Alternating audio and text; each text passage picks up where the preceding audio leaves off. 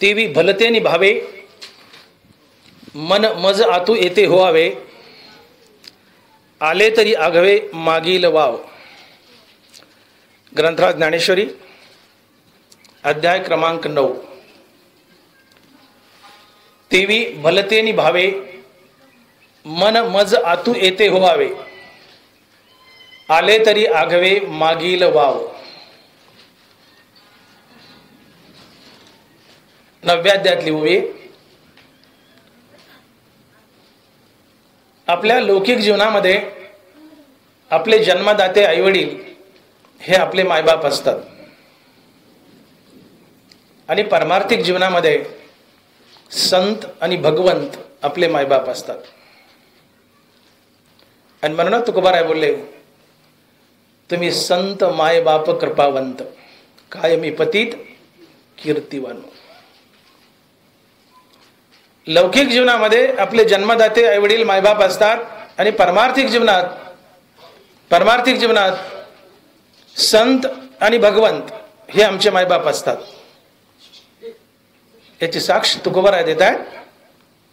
तुम्ही संत मायबाप कृपावंत, कायमी पतित कीर्तिवान.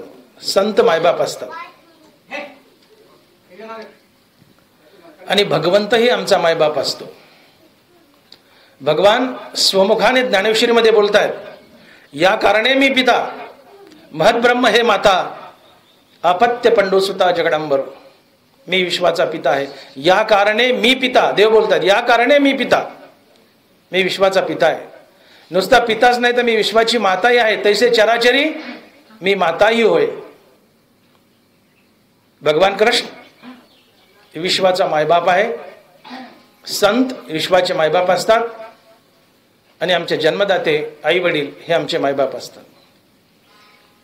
म्हणून मी विधान केलं की लौकिक जीवनामध्ये आमचे जन्मदाते आई वडील हे आमचे मायबाप असतात आणि परमार्थिक जीवनामध्ये संत आणि भगवंत आमचे मायबाप असतात.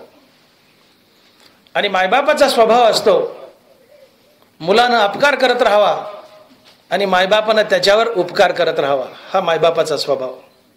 अर्थात जो अपकार करणाऱ्यावर उपकार करतो फक्त तोच मायबाप असतो. जन्मदाते मायबाप, संत आणि भगवंत हे सातत्याने अपकार करणाऱ्यावर उपकारच करत असतात. म्हणून जन्मदाते मायबाप, संत आणि भगवंत हे आमचे मायबाप असतात.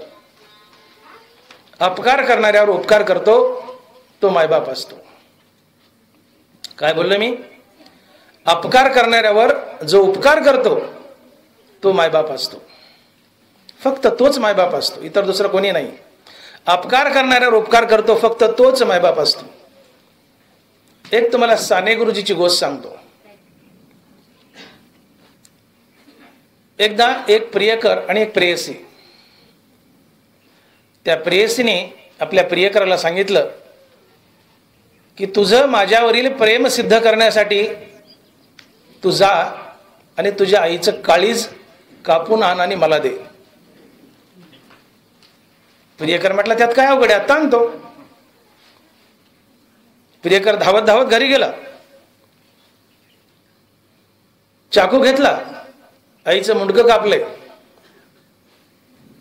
आईचं मुंडकं कापलंय, आईची छाती फाडली आहे आणि छातीतून काळीज काढले, हृदय काढले. हृदय हातात घेतलंय, काळीज हातात घेतलं आणि पळतोय प्रियसीकडे दाखवायला की बघ माझं तुझ्यावर किती प्रेम आहे. मी आईचं काळीज काढून आणले. तू म्हणली ना आईचं काळीज आण, तुझं प्रेम सिद्ध करण्यासाठी बघ मी काळीज घेऊन आलोय. काळीज हातात घेतला आणि पळतोय. पळताना त्या मुलाला ठेच लागली. मुलगाही खाली पडला आणि हातातलं काळीजही खाली पडलं. त्या काळजातून एक आवाज आला, बाळ तुला काही लागलं का रे? कुठून आवाज आला? त्या काळजातून आवाज आला, बाळ तुला काही लागलं का रे? याला म्हणतात अपकार करणाऱ्यावर उपकार करणे. पुत्रानं अपकार करत राहावा आणि मायबापानं त्याच्यावर उपकारच करत राहावा. माय कापलीये, माय कापलीये चक्क, तिच्या छातीतून काळीज काढले. ते काळीज घेऊन पडतोय. केवढा मोठा अपकार केलाय माईला, केवढा मोठा अपकार केलाय. चक्क माय कापलीये, छाती फाडलीये, तिचं काळीज काढले, हातावर घेतलं आणि पळतोय. पळताना ठेच लागली, मुलगाही पडलाय, काळीजे पडले, एवढा मोठा अपकार केलाय की माईचा जीव घेतलाय. पण जीव घेऊन सुद्धा ते काळीज खाली पडलं तेव्हाच आईला त्या बाळाची काळजी आहे. अरे बाळा, तुला काही लागलं का रे? याला म्हणतात अपकार करणाऱ्यावर उपकार करणे. आणि ती फक्त मायबापाचीच जात असते की जी अपकार करणाऱ्यावर उपकार करते, इतर दुसरं कोणीही नाही. आणि म्हणून तुकोबाराय बोलले, ऐशी कळवळ्याची जाती करी लाभाविन प्रीती, लेकुराचे हित जाणे माऊलीचे चित्त, ऐशी कळवळ्याची जाती करी लाभाविन प्रीती. निस्वार्थ प्रेम करणारा जर कोण असेल या जगात तर फक्त मायबाप. आणि म्हणून लौकिक जीवनात आमचे जन्मदाते आईवडील आमचे मायबाप आहेत आणि परमार्थिक जीवनात संत आणि भगवंत आमचे मायबाप आहेत. तुम्ही संत मायबाप कृपावंत, काय मी पतित कीर्तिवान. तुम्ही बघा, पुत्राचे लाख अपराध पोटात घेतो तो पिता असतो. पुत्राचे बाप त्याला म्हणावं की जो पुत्राचे लाखो अपराध पोटात घेतो. मुलगा चुकला आणि माफ केलं नाही त्याला बाप कसं म्हणायचं? मुलानं चुकत राहून बापानं माफ करावं तरच तो बाप, तरच ती माय. आता तिला मायन बाप म्हणून घेण्याचा अधिकार नाहीये. जगामध्ये मायबाप हीच एक अशी जाते की जी अपकार करणाऱ्या पुत्रावर सातत्याने उपकारच करत राहते आणि म्हणून ते मायबाप असतात. तुम्ही बहिणीवर भावावर अपकार करून बघा, काठ्या कोरडे घेऊन अंगावर धावतील. बहीण कुठपर्यंत चिटकली असते तुम्हाला? जबाबरी चाले धंदा तो बहीण म्हणे दादा, नाही तर दादाच्या टिंब टिंब. कोण विचारते दादाला? जबाबरी चाले धंदा, तुकोबाराय बोलतात, जबाबरी चाले धंदा तव बहीण म्हणे दादा. बहीण कुठपर्यंत दादा म्हणते?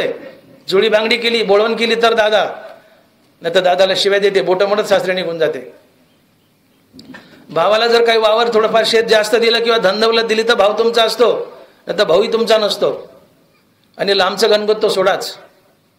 बहीण भाऊ गणगोत तुमचं कोणी नसतं. तुमचं असतं ते जगात फक्त मायबाप. तुम्ही अपकार करत राहावा आणि मायबापाने तुमच्यावर उपकार करत राहावा, ती मायबापाची जात असते. आणि म्हणून आमचे जन्मदाते मायबाप, जन्मदाते आईवडील हे आमचे मायबाप असतात आणि परमार्थात संत आणि भगवंत हे आमचे मायबाप असतात. आणि म्हणून तुकोबाराय बोलतायत की तुम्ही संत मायबाप कृपावंत, काय मी पतित कीर्तिवान. परमार्थिक जीवनात संत आणि भगवंत आमचे मायबाप असतात. जगानं अपकार करत राहावा आणि संतांना उपकारच करत राहावा.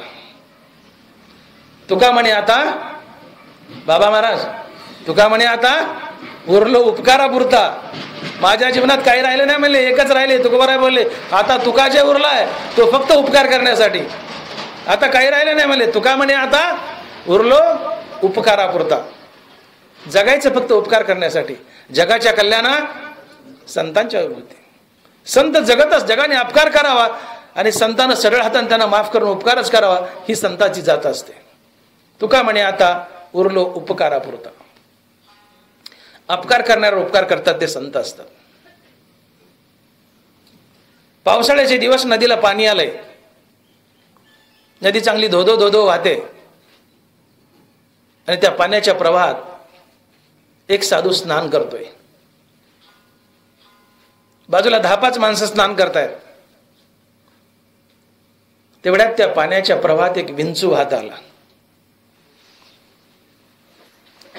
साधू त्या विंचवाकडे धावला आणि आपल्या ओंजळीत तो विंचू घेतला आणि साधू पाण्यासहित तो विंचू ओंजळीत घेऊन नदीच्या किनाऱ्यावर चाललाय, त्या विंचवाला जमिनीवर सोडवण्यासाठी, विंचवाला वाचवण्यासाठी.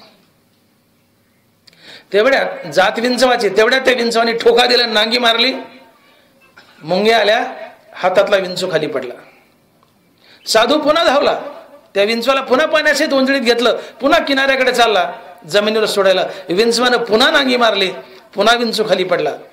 साधू पुन्हा विंचवाकडे धावला, पुन्हा पाण्यासहित ओंजळीत घेतला, विंचवानी पुन्हा नांगी मारली. विंचू नांग्या मारत होता, साधू पुन्हा पुन्हा ओंजळीत घेऊन त्याला किनाऱ्यावर नेण्यासाठी प्रयत्न करत होता. बाजूला स्नान करणारे 10-5 माणसं आमच्यासारखे म्हटले, साधू महाराज काय वेडेत का हो तुम्ही? अब मरू द्या ना म्हणले त्याला, ते नांगी मारते, तुमच्या जीवाची लाई व्हायला लागली म्हणले, सगळ्या हाताला मुंग्या आल्या, विंचवाचं विष अंगात भिनायले, ते नांग्या मारतंय आणि तुम्ही त्याला पुन्हा पुन्हा वाचवायचा प्रयत्न करता. जाऊ द्या म्हणले मरून, वाहू द्या त्याला. साधू म्हणतोय बाबांनो, चावणं हा त्याचा स्वभाव आहे. विंचू चावतो, चावणं हा विंचवाचा स्वभाव आणि उपकार करणं हा माझा स्वभाव. मी जर उपकार करायचे सोडून दिले तर मी साधू कसला, मी संत कसला. म्हणून तुका म्हणे आता उरलो उपकारापुरता. उरलंय ते उपकार करण्यासाठी. माझ्या जीवनात काही उरलं नाही म्हणले, आता उरलंय हा तुका उरलाय तो केवळ जगावर उपकार करण्यासाठी. जगाने त्रास देत राहावा, जगाने अपकार करत राहावा आणि साधूने त्यावर उपकारच करत राहावा. ही मायबापाची जात असते, कारण संत मायबाप असतात. तुम्ही संत कृपावंत, तुम्ही संत मायबाप कृपावंत, काय मी पतित कीर्तिवान. अपकार करणाऱ्यावर उपकार करतात ते फक्त मायबाप असतात, संत मायबाप असतात. विसोबा खेचरानं ज्ञानोबाराय आणि त्यांच्या 3 भावंडाला जीवन नकोस केलं, वाळीत टाकलं, सिद्धपीठावर राहण्यास भाग पाडलं. ज्ञानोबारायाच्या आणि निवृत्तीनाथाच्या झोळीत खडे टाकले, शेण टाकलं, त्यांची झोळी फाडली, मागितलेलं अन्न जमिनीवर ओतून दिलं. जीवन नकोस केलं विसोबा खेचरानं. मांडे खावेसे वाटले मुक्ताबाईला, म्हणली जा दादा नाना गाडगा मिळू दिलं नाही. ज्ञानोबाराय निराश झाले, ताटी लावून बसले. तिथं ताटीच्या अभंगाचा जन्म झालाय, ताटी उघडा ज्ञानेश्वरा.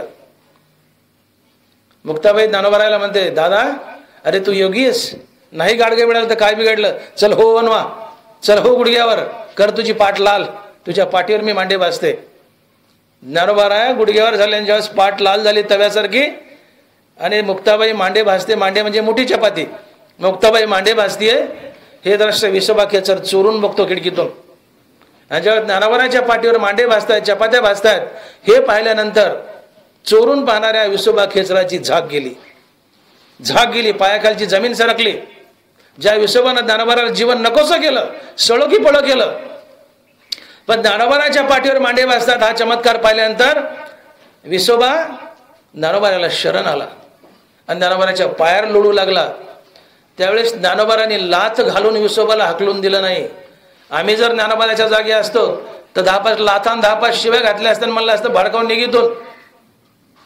मागचं सगळं गबाळ काढलं असतं, काय काय त्रास दिलेलं. ज्ञानोबाने लाथा घातल्या नाही, उलट त्याच्या मस्तकावर हात ठेवला आणि त्या विसोबाला एवढा मोठा संत बनवला की तो विसोबा पुढं श्री संत नामदेव महाराजाचा गुरु झाला.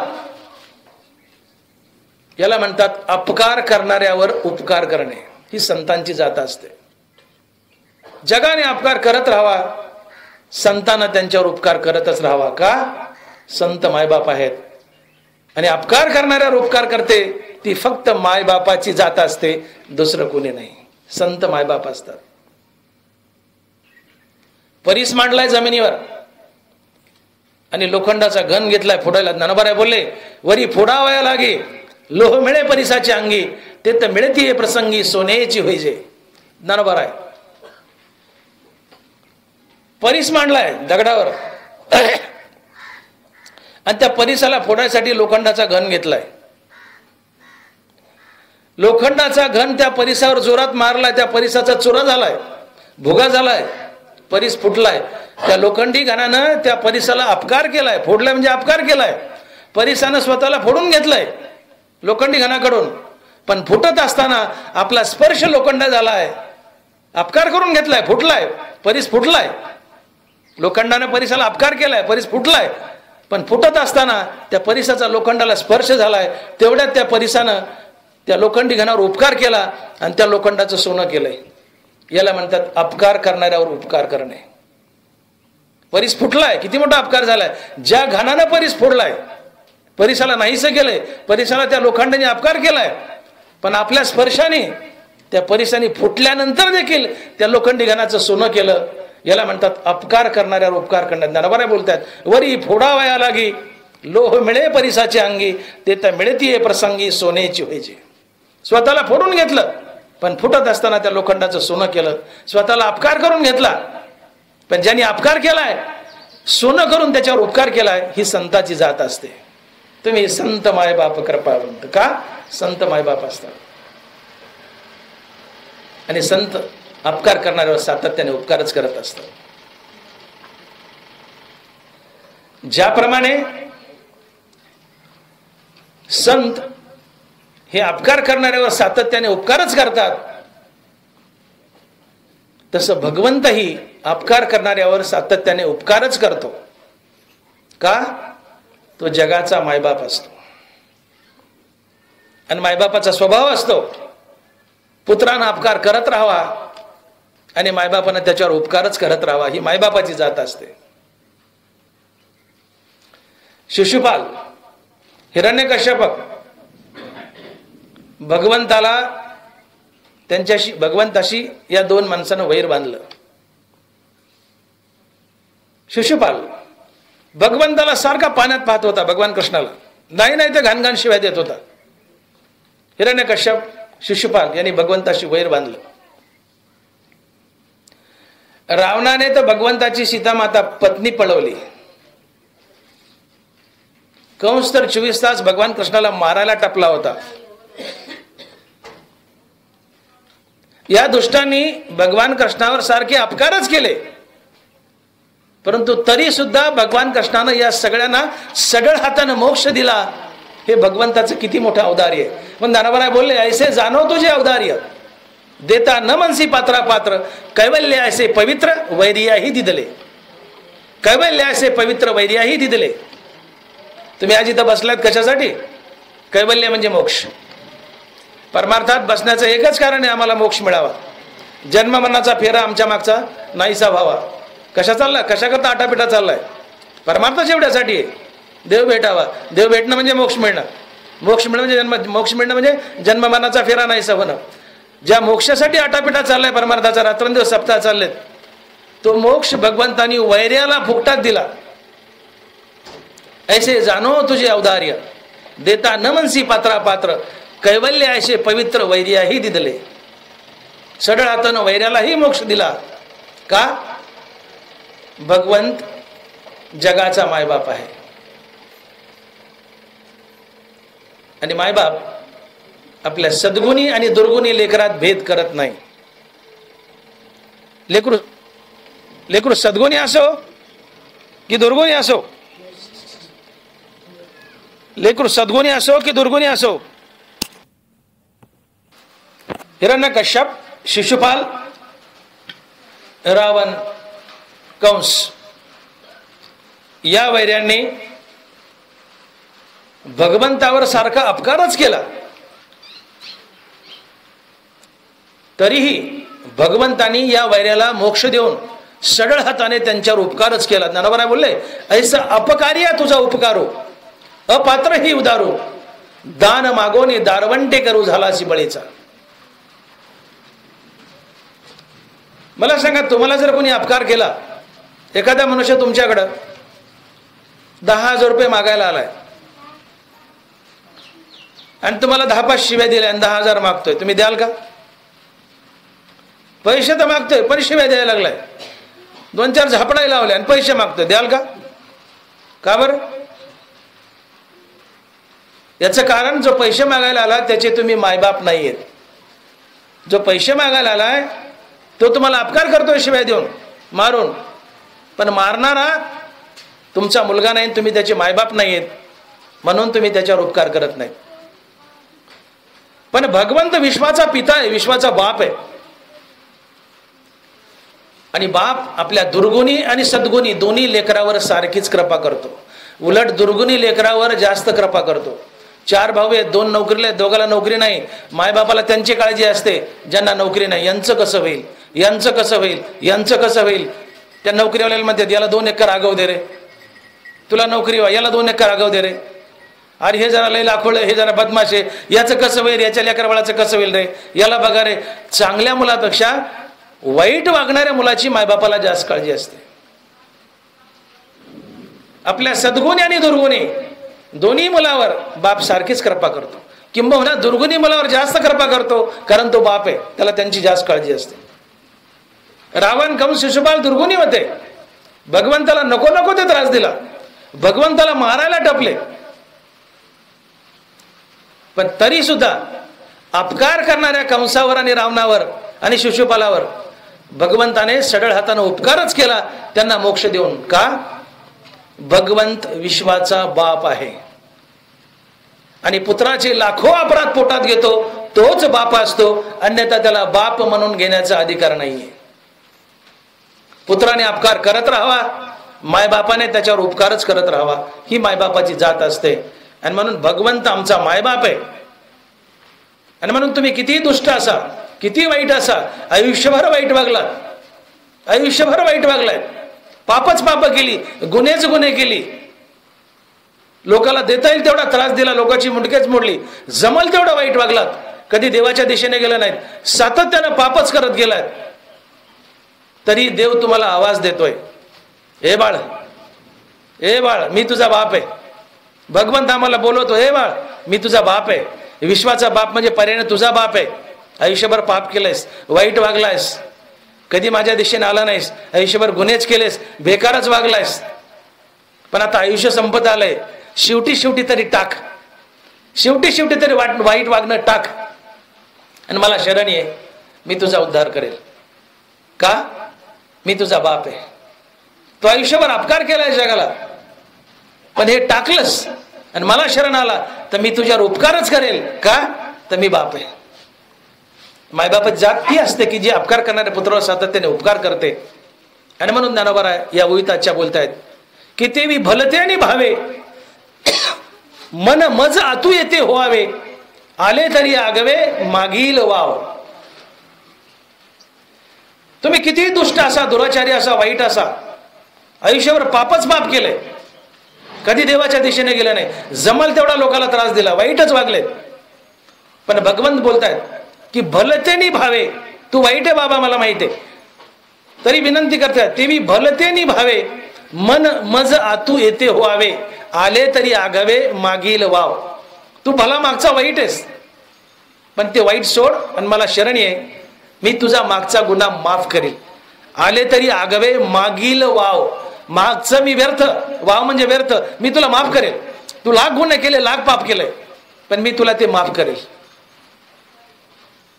ते टाक आणि मला शरण आहे, मागचं मी तुला माफ करेल. ते मोजत बसणार नाही. का? मी तुझा बाप आहे. आणि पुत्राचे लाखो अपराध पोटात घेतो तोच बाप असतो. म्हणून ज्ञानोबा आजच्या वेळी बोलतात की तेवी भलते निभावे, मन मज आतू येते व्हावे, आले तरी आगवे मागील वाव. मागचं गंगेत नालं म्हणलं, लाख पाप केलंस, वाईट वागलास, मागचं तुला माफ, माफ, फक्त आता चांगला हो आणि शेवटचे काही दिवस मला दे, मी तुझा उद्धार करेल. आणि म्हणून भगवंत आम्हाला आपल्याकडे बोलवत आहेत की तुम्ही वाईट असा, कसे असा, दुष्ट असा, पापी असा, गुन्हेगार असा, आता ते सोडा, मला शरण या, मागचं मी तुम्हाला माफ करेल आणि तुमचा उद्धार करेल. तेवी भलते निभावे, मन मज आतू येते व्हावे, आले तरी आगवे मागील वाव. मी माफ करेल. का? मी तुमचा मायबाप आहे. आणि मायबापाचा स्वभाव असतो पुत्रांना अपकार करत राहावा आणि पित्याने त्याला माफ करतच राहावा. आले तरी आगवे मागील वाव. तेवी भलतेनी भावे, कोणत्याही भावानं, भक्ती भावानच नाही, ज्ञानोबाने काय शब्द वापरलाय? तेवी भलतेनी भावे. इथं स्पष्ट अर्थ निघतो की भाव वेगवेगळ्या प्रकारचे असतात. आता सहसा ज्ञानोबा शब्द वापरला असता की भक्ती भावे मज शरण यावे, असं नाही म्हटलं ज्ञानोबा. तेवी भलतेनी भावे, मन मज आतू येते व्हावे, आले तरी आगवे मागील वाव. तुमचं मन कोणत्याही भावानं मला शरण येऊ द्या, मागचं सगळं तुम्हाला माफ करेल आणि मी तुमचा उद्धार करेल. हे वचन दिले देवाने. भाव वेगवेगळ्या प्रकारचे असतात. भक्तिभाव ज्याला आपण प्रेम भाव म्हणतो, विषय भाव ज्याला आपण काम भाव म्हणतो, वैरभाव, ममत्व भाव, दास्य भाव, सख्य भाव, वेगवेगळ्या प्रकारचे भाव आहेत. तुम्ही कोणत्याही भावानं मला शरण या, मी तुमचा उद्धारच करेल. ज्ञानोबा बोलले गोपिकासी कामे तया कंसा भय संभ्रमे, एरा शिशुपाला घातकया धर्मे मनोदिका. एरा घातकया धर्मे शिशुपालादिका. गोपिकासी कामे, स्वैरेपणीची पांडवा माझे सायुज्य यादवा, ममत्वे वसुदेवादिका सकळा. नारदा ध्रुव अक्रूरा शुकाहन शनत कुमारा, या भक्ती मी धनुधरा प्राप्यो जैसा. इथं वेगवेगळे भाव सांगतात ज्ञानोबा आहे. भले ते निभावे, कोणत्या भावाने? गोपिकासी कामे तया कंसा भय संभ्रमे, इरा घातके या मनोधर्मे शिशुपालादिका. कोणत्याही भावानं मला शरण या. गोपिका गोकुळामध्ये भगवंताला कामवासनेने शरण गेल्या. कृष्णासारखा आम्हाला नवरा मिळावा ही त्यांच्या मनात वासना होती. बघा तुम्ही, गोपिकाची कामे, गोपिका कामवासनेने शरण गेल्या. कंस मरणाच्या भीतीने शरण गेला, तया कंसा भय संभ्रमे. गोपिका कामवासनेने शरण गेला. मी काय बोलतोय? भाव भलते निभावे, कोणत्याही भावाने मला शरण या. गोपिका कोणत्या भावाने गेल्या? कामवासनेच्या. देव आम्हाला नवरा मिळावा इतका सुंदर, ही वासना होती. कंस मरणाच्या भीतीने शरण गेला. शिशुपाल वैर भावानं शरण गेला, देवाशी वैर बांधलं होतं कृष्णाशी. यादव भगवंताचे स्वैरे होते, कृष्ण आमचा स्वैर आहे एवढ्या भावानं शरण गेले, देवाने उद्धार केला. वसुदेव देवकी कृष्ण आमचा मुलगा आहे ममत्व भावाने शरण गेले, देवाने त्यांचा उद्धार केला. नारद ध्रुव अक्रूर शुक आणि सनत कुमार भक्ती भावाने शरण गेले, देवाने त्यांचा उद्धार केला. मी एकुलानेची नि खागे मज येव भलते भावे, भक्ती विषय विरागे अथवा वैरे. म्हणून पार्था पाही प्रवेशाया माझ्या ठाई, उपायाची नाही वाणीचे येते. माझ्या आत प्रवेश करण्यासाठी उपायाची उणीव नाही, अनेक उपाय आहेत म्हणले. कामवासनेने या, भक्तीने या, विषयाने या, वैराग्याने या, प्रेमाने या, सख्य भावाने या, ममत्वाने या, दास्य भावाने या, कोणत्याही भावाने या. प्रेमाने या नाही तर दुश्मनीने या, पण माझ्या दिशेने या, मी तुमचा उद्धार करेल. एवढी मोठी मोकळीक आणि सवड दिली आम्हाला. देव म्हणतो तुम्ही प्रेमानंच मला शरण या असं नाहीये, वैरानं शरण आलात तरी मी तुमचा उद्धार करेल. देव बोलतात आणि भलतिया जाती जन्मावे, मग भजीजे का विरोधावे, भक्त का वैरी व्हावे माझी याची. ज्ञानोबा आहे,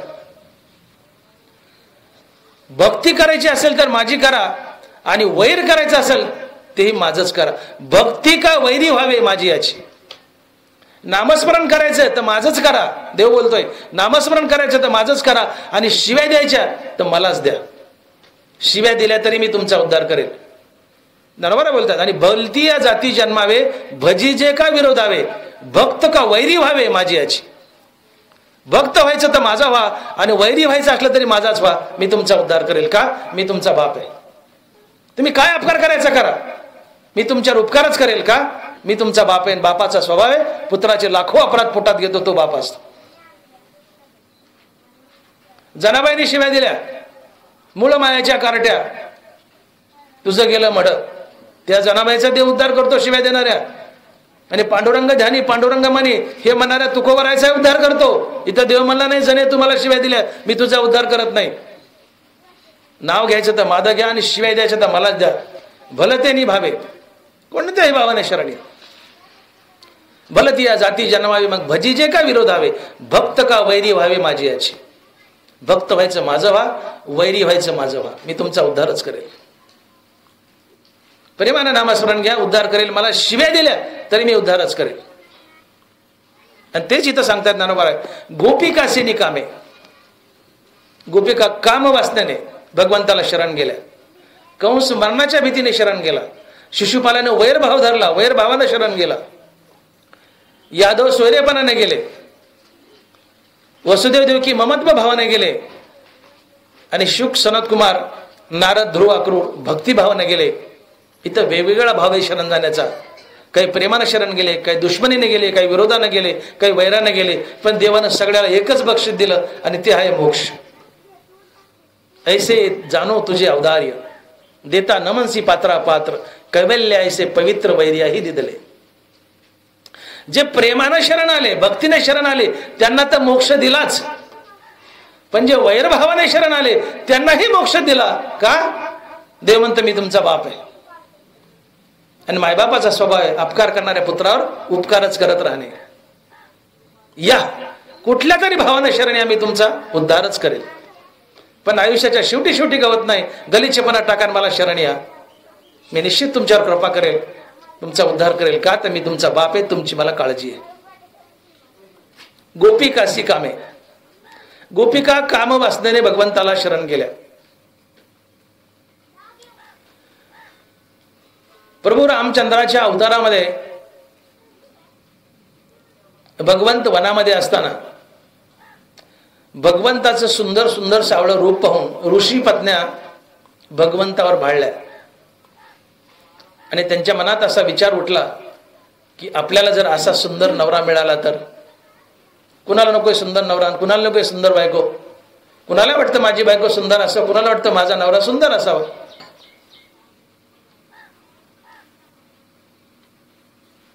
आणि त्यांची जी वासना आहे की भगवान रामचंद्रासारखा सुंदर पती आम्हाला मिळावा, देवानं तथास्तु म्हणून आशीर्वाद दिला. म्हणले पुढच्या कृष्ण अवतारात मी कृष्ण असेल आणि तुम्ही गोपिका असताल आणि तुमची ही वासना मी तिथं पूर्ण करेल. रामासारखा मला पती मिळावा. हे रामचंद्र पुढे कृष्ण आहेत आणि ह्या ऋषीपत्न्या गोकुळामध्ये गवळणी आहेत. या सगळ्या गवळणी काम वासना घेऊन कृष्णाला शरण गेल्या. कृष्ण किती वर्षाचा? 5, 6, 7 वर्षाचा. देवानं गोकुळ सोडलं त्यावेळेस देवाचं अवघं वय होतं 10-11 वर्षाचं.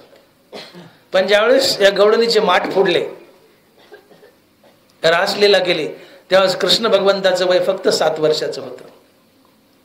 7 वर्षाच्या लेकराला स्त्री पुरुष भाव काही कळतो का? 7 वर्षात लेकरू पहिली किंवा दुसरीला, तुम्हाला लेकर असतील, पहिली दुसरीच्या लेकराला स्त्री पुरुष भाव काही कळतो का? नवरा बायको काही कळतं का? कृष्ण भगवंत 6-7 वर्षाचे, चिमुकलं बाळ. काम वासना जागी व्हायला कमीत कमी 16 वर्ष व्हावे लागतात. पण आम्ही आमच्याच देवाची बदनामी करतो. आमचा कृष्ण आम्ही तमाशात रंगवला. कृष्णाने मथुरेवर बोलविल्या गवळणी, किती ढोलकी, टंग टंग टंग टंग टंग टंग टंग. आमच्या देवाची आम्ही इज्जत घालतो. कृष्ण 7 वर्षाचा, त्याला कळत होतं का बायकून नवरा? तमाशात कृष्ण का नेला आम्ही? का तमाशे होऊ देता? देवाचा तमाशा झाला आणि आम्ही दाताडीच किचकू हसतो. तिथं सुदाम्या, पेंद्या, गवळणी ते लुगडे नेसतात, नाटकं करतात आणि कृष्णाला बदनाम करतात. एवढा मोठा गोडमा कृष्ण होता का? तमाशामध्ये कमीत कमी 30-40-50 वर्षाचा कृष्ण असतो, ते पात्र रंगवलेला. कधी पाहिला का तुम्ही 7 वर्षाचा कृष्ण? ते सुदाम्या, पेंद्या, गवळणी मथुरेला ते चावड जोक करतात. 40-50 वर्षाचा कृष्ण असतो. एवढा मोठा कृष्ण होता का गोकुळा? गोकुळा कामवासने, गवळणी कामवासनेने शरणालय तेव्हा 6-7 वर्षाचं चिमुकलं बाळ होतं ते. त्याची लैंगिक भावना जागी झालेली नव्हती, पण तरी आम्ही आमच्या देवाला बदनाम करतो, चिकलपेक करतो. आम्हाला शास्त्र कळत नाही. गोपिका कामवासनेने भगवंताला शरण आल्या, पण भगवंतानं त्यांचा काम रामात बदलवला. काम रामात बदलवला आणि त्यांना भक्तिमय बनवलं. त्यांचं जीवनच कृष्णमय बनवलं आणि त्यांचा काम नाश पावला आणि त्यांचा काम रामात बदलला. त्या कृष्ण रूप झाल्या. एकदा संत मीराबाई यांच्या घरी एक संडास बाथरूम साफ करणारी बाई होती, ज्याला आपण स्वीपर म्हणतो. त्या बाईला एक मुलगा होता. रोज आईसोबत मीराबाईच्या घरी यायचं. मीराबाई राजाची मुलगी. आईसोबत जायचं आणि मीराबाई दिसायला अतिशय सुंदर. संत मीराबाई, राजकुमारी. त्या मुलाची मीराबाईवर नजर पडली आणि आईकडे हट्ट धरला की आई, मला लग्न करायचं तर मीराबाईशी, अन्यथा मला लग्नच करायचं नाही. अन्य पाणी वर्ज. उपोषणाला बसला. आई परेशान झाली. मोलकरीन, संडास बाथरूम साफ करणारी बाई. अरे काय खूळ मनात धरलं म्हणली, तू वेडा झाला की काय? मीराबाई राजाची मुलगी, ती कोण, तू कोण आणि ती कसं लग्न करेल? नाही म्हणले, लग्न करेल तर तिच्याशी, अन्यथा अमरण उपोषण, काही खाणार नाही, अन्न पाणी वर्ज. शेवटी मायेच, कळवळ्याची जाती बोललो आपण, अशी कळवळ्याची माय ती. मीराबाईकडे गेली, पाय धरले, म्हणली राजकुमारी असं असं माझा मुलगा म्हणतोय, काय करू? त्याला 4 गोष्टी समजावून सांगा. तो म्हणतो लग्न करल तर मीराबाईशी, नाही तर अन्न पाणी बंद. मीराबाई म्हणाल्या एवढंच ना, यात काय अवघड आहे? त्याला बोलव. मुलाला बोलवलं. मुलगा समोर आला. म्हणले काय हवंय तुला? म्हणले मला मीराबाई तुमच्याशी लग्न करायचे. म्हणले करू की, त्यात काय अवघड आहे? आपण करू, पण 1 महिन्याने. 1 महिन्याने करू. मुलगा खुश झाला. म्हणले महिना तर महिना काय त्याला? म्हणले सुपारी फुटल्या महिनाभर तारीख पुढे लांब असतेच की आपली बिहेरी. काय सुपारी फुटली दुसऱ्या दिवशी थोडंच लग्न नाही? म्हणले सुपारी फुटल्या महिना तर महिना तारीख लांबतेच. म्हणले हरकत नाही. म्हणले महिन्याने करू. खुश झालं ते. पण म्हणले एक आट आहे. म्हणले काय? आजपासून महिनाभर क्षणभरही न थांबता सातत्यानं रामकृष्ण हरिनामाचा जाप करायचा. महिनाभर राम राम म्हणत राहायचं. म्हणेन म्हणले त्यात काय अवघड आहे? ते गेलं उड्या मारत घरी. पण म्हणले क्षणभर थांबायचं नाही. म्हणले नाही थांबणार. त्याने रट्टा लावला रामनामाचा. राम राम राम राम राम राम राम राम राम. क्षणभर थांबा ना. महिना कशाला? 8 दिवसांनीच ती माघारी आलं आणि मीराबाईचे पाय धरले. म्हणले मीराबाई मला राखी बांधा. म्हणले काय? म्हणले मला राखी बांधा. म्हणले का? माझा काम जळून गेला. कशाने? म्हणले रामनामाने. राम म्हणता काम क्रोधाचे दहन, होय अभिमान देशोदळी. ज्या मीराबाई सोबत चंग बांधला होता लग्न करण्याचा, रामनामानं त्या पुत्राचा, त्या दासीच्या, त्या नौकरीणीच्या मुलाचा काम जळाला. रामानं काम जळाला आणि मीराबाईकडे शरण गेलं आणि तिला बहीण मांडलं आणि मला राखी बांधा म्हटले. ही रामनामाची ताकद आहे. गवळणी भगवान कृष्णाला काम वासनेने शरण आल्या. छोट्या 5-6 वर्षाच्या बाळकृष्णावर भाळल्या होत्या. त्यांची वासना वाईट होती, पण देवानं त्यांना कृष्णनामाचं चिंतन करायला लावलं आणि त्यांचा काम रामात बदलवला आणि तो कामच जाळला. त्यांना कृष्णमय केलं आणि कृष्ण कृष्ण कृष्ण कृष्ण कृष्ण याशिवाय त्यांना कुठं काही दिसेनाच. त्या कृष्णरूप झाल्या, मोक्षाला गेल्या. पण आम्ही आमच्या देवाला बदनाम करतो की देव चावट होता, गवळींना खडे मारत होता, माटं फोडीत होता. देवाची काय चूक? राम अवतारात त्यांनी इच्छा प्रकट केली की देवा तुझ्यासारखा नवरा मिळावा. वचन दिलं कृष्ण अवतारात पूर्ण करील. बायका तर केलं नाही, पण एका दगडात 2 पक्षी मारले. या काम वासनेने शरण. पण तुमचा काम कृष्ण नामाने मी रामात बदलेल, कामच जाळला. देवाला बदनाम करू नका. मुद्दा असा आहे की गोपिका काम वासनेने भगवंताला शरण गेल्या, त्यांचा उद्धार केला. गोपिकासी कामे तया कंसा भय संभ्रमे. कंस मरणाच्या भीतीने भगवंताला शरण गेला, त्याचाही उद्धार केला. इरा घातके मनोधर्मे शिशुपाला देखा. शिशुपालानं वैर बांधलं, वैर भावानं शरण गेला. कृष्णाला मारील, कृष्णाला शिव्या देईल, मारील, शिव्या देईल, तरीही देवानं त्याचा उद्धारच केला, त्याला मोक्षच दिला. वैर भावानं गेला तरी मोक्षच दिला. सोयरेपणाची पांडवा माझे सायुज्य यादवा. देवाचे सोयरे भाऊबंद यादव, आम्ही देवाचे सोयरेत, आम्ही कृष्णाचे सोयरेत, या भावनेने शरण गेले. देवाने त्यांचा उद्धार केला. वसुदेव देवकी, कृष्ण आमचा मुलगा आहे, कृष्ण आमचा मुलगा आहे, ममत्वे वसुदेवाधिका सकळा, या भावाने शरण गेले. देवाने त्यांचा उद्धार केला. नारदा ध्रुव अक्रूरा शुकाहन सनत कुमारा. ज्ञानोबा बोलतात, नारदा ध्रुव अक्रूरा शुकाहन सनत कुमारा, या भक्ती मी धनुधरा प्राप्य जैसा. नारद ध्रुव अक्रूर शुकाने सनत कुमार भक्तिभावाने शरण गेले. देवाने त्यांचा उद्धार केला. कोणत्याही मार्गाने या. म्हणून बघून भगवान बोलतात की म्हणून पार्था पाही प्रवेशाया माझ्या ठाई, उपायाची नाही वाणीचे येत. माझ्या ठिकाणी प्रवेश करण्यासाठी उपायाची उणीव नाही. कोणत्या मार्गाने या, काम वासनेने या, भक्तीने या, विरोधाने या, प्रेमाने या, दुश्मनीने या, सख्य भावाने या, दास्य भावाने या, वैराग्याने या, कशाने या, पण या, मी तुमचा उद्धार करेल. आणि मग ज्ञानोबा बोलतात, कवने एके मिसे चित्त माझ्या ठाई प्रवेशे, इतुले हो मग पैसे मी होणे असे. कुठल्या का निमित्तानं तुमचं चित्त भगवंताच्या दिशेने जावं. एकदा भगवंताच्या दिशेने गेलं की ते चैतन्य स्वरूप होतं आणि चित्ताचं चैतन्य होणं हाच मोक्ष असतो. चित्ताचे चैतन्य झाले ते तर याता यात निमाले घनानंद.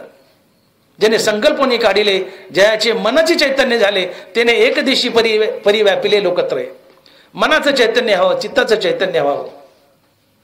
आणि मग त्यांना म्हणतात, कवने एके मिसे चित्त माझ्या ठाई प्रवेशे, इतुले हो मग अपेसे मी होणे असे. कोणत्या का भावाने होईना तुमचं चित्त माझ्यात प्रवेश करू द्या. प्रश्न एवढा आहे की तुमच्या चित्ताला भगवंताचा छंद लागावा. तो प्रेमाने लागो की दुश्मनीने लागो. कंसाने दुश्मनीने लावला. कंसाचं चित्त भगवंताशी अखंड जडलं. कशाने? कृष्णाला मारायचे, कृष्णाला मारायचे. एकच एकच एकच ध्यास होता, कृष्ण मारायचा, कृष्ण मारायचा. दुसरा विचारच नव्हता. कृष्ण मारायचा. बसता उठता झोपता दचकून उठायचा, कृष्ण मारायचा. चित्त कृष्णाच्या ठाई सारखं जडून राहिलं. वैरभावानं कवत नाही जडून राहिलं. देव म्हणले वैराने कवत नाही जडून ठेव, मी तुझा उद्धार करेल. प्रेमाने जडू दे, नाही वैरभावाने जडू दे, मी तुझा उद्धार करेल. शिशुपाल वैरभावाने गेला, भगवंताशी अखंड चित्त जडून राहिलं. वैरभावाने देवाने उद्धारच केला. गोपिका कामवासनेने जडून राहिले, त्यांचं चित्त भगवंताशी, उद्धारच केला. यादव स्वैरेपणाने जडून राहिले भगवंताशी अखंड, उद्धारच केला. वसुदेव देवकी ममत्व भावना त्यांचं चित्त भगवंताशी अखंड जडून राहिलं, उद्धारच केला. नारद ध्रुव आक्रोश शुक सनत कुमार भक्तिभावानं भगवंताशी जडून राहिले, उद्धारच केला. आणि म्हणून ज्ञानोबा बोलतात की भलतेनी भावे मन मज आतू येते व्हावे, आले तरी आगवे मागील वाव. तुम्ही लाख दुष्ट आहेत, आयुष्यभर पापच केली आहेत, लोकांची मुंडकेच मोडली आहेत, पण देव म्हणतायत आता ते टाक. शेवटी का होत नाही, पण मला शरणी आहे, मागचं तुला मी माफ कराल, तुझा उद्धार कराल, मला शरणी. तेवी भलते निभावे मन मज आतू येते व्हावे, आले तरी आगवे मागील वाव. मागचं वाद गेलं म्हणले माफ करतो, आता आता पवित्र हो, ये माझ्या दिशेने, मी तुझा उद्धार करेल. आणि म्हणून आयुष्याच्या शेवटी शेवटी का होईना आपले काही वर्ष भगवंताला द्या. आपले काही वर्ष भगवंताला द्या. का? भगवान बोलतात अगं अंतीचे मती साचपन पुढले गती, म्हणून जीवित जेणे भक्ती दिदले सेखी, तेवी नवरेचे पाप केले शेवटीले भक्ती.